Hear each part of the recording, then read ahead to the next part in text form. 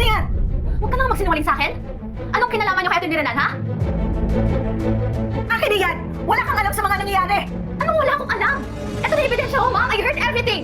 You can no longer hide everything from me, Ma'am. Ang programang ito ay rated SPG. Striktong patnubay at gabay ng magulang ang kailangan. Maaaring may masiselang tema, lengguwahe, karahasan, sexual, horror o droga na hindi angkop sa mga bata.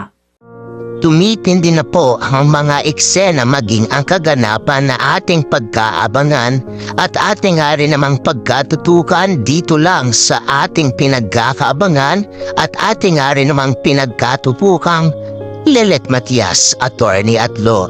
Simula pa lang nga din naman kasi na tuluyan na nga rin namang mabibisto na itong si Patricia dahil nga rin naman kasi na hindi na nga rin naman napigilan pa nitong si Trixie na sabihin na nga rin naman ang totoo dito kay Lelet dahil ayaw na nga rin naman nitong si Trixie na mapaikot nga rin naman siya ng kanyang sarili mismong ina at gagawin na rin itong si Trixie ang tama na daan din naman para dito'y malalaman na nitong si Lelet ang pinagkakaingat-ingatan at tinatago nga nitong si Patricia sa kanya.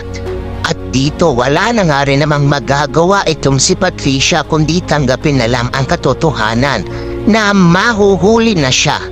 At wala na nga rin naman siyang magagawa dahil tuluyan na nga rin naman siyang nilaglag ng kanyang anak na si Trixie.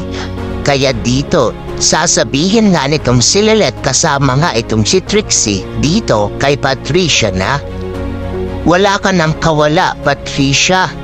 Bistado ka na namin, ito na ang simula para makulong ka.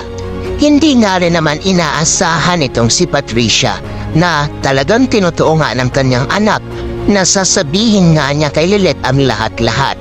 Pero may pag-asa pa ba na hindi nga bumigat ang kaso nitong si Patricia sa oras nga rin naman na ilaglag niya itong si Renano, itong si Attorney Alon.